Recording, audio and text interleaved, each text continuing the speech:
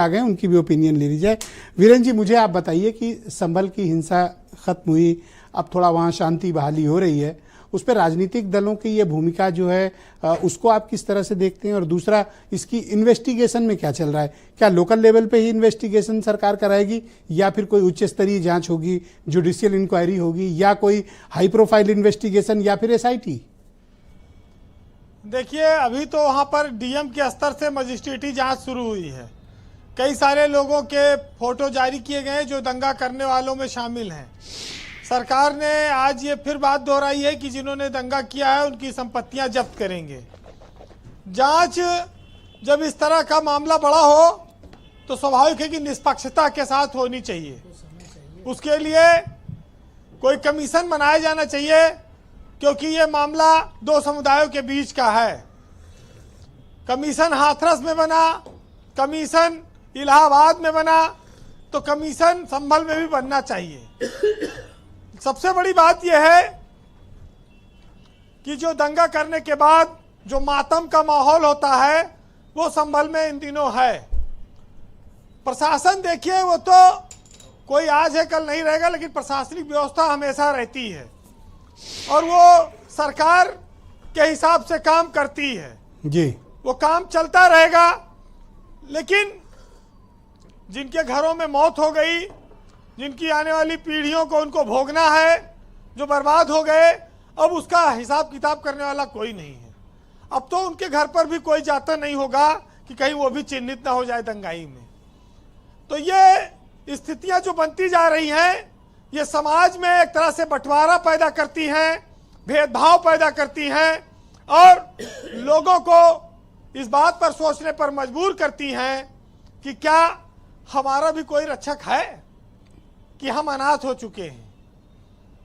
समस्या इस बात की है कि किसी निर्दोष को ना मारा जाए, किसी निर्दोष को जेल ना भेजा जाए।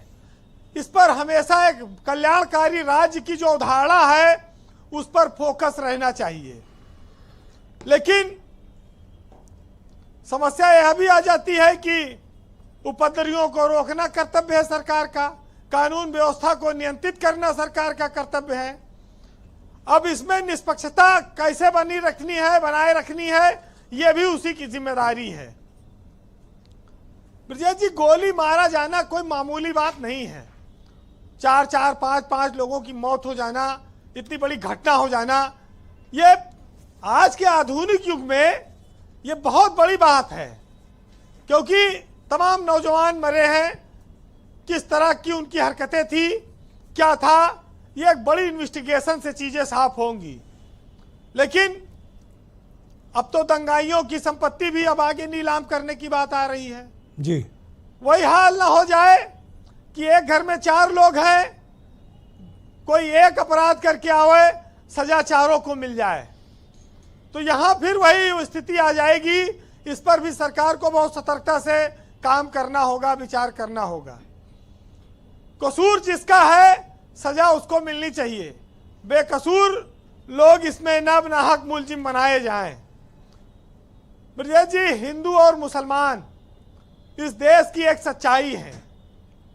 यह अस्तित्व क्या खत्म हो सकता है इस देश से?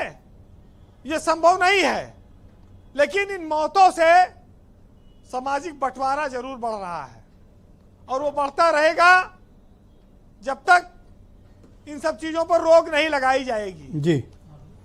मौत का पीछा सूना हो जाता है, जब घर बर्बाद हो जाता है फिर कोई नहीं आता। भीड़ एक अनियंत्रित व्यवहार करती है, जिसके चलते कभी वो दंगा होता है, कभी पत्थरबाजी होती है, लेकिन जब गोलियां लग जाती है, लोग मर जाते हैं, तो फिर वो परिवार कई पीढ़ियों के लिए दब जाता है, खत्म हो जाता है, नष्ट हो जाता है। सिर्फ वहां मातम, सिसकियां और चीखें रहती हैं। बच्चे अनाथ हो गए हैं, महिलाएं विधवा हो गई हैं। लेकिन जो सरकार में बैठा है उसके सबके घावों पर मरहम लगाना है। उसको ये देखना है कि कौन कौन निर्दोष हैं जो इस कांड में जिनके साथ अन्याय हो गया है। खाली ये कहने से काम नहीं चलेगा कि संभल में बहुत बड़ी संख्या में मुसलमान हैं, लेकिन सारे मुसलमान इस दंगे में शामिल हैं या जितना बातें आ रही हैं, इस पर फर्क करना होगा।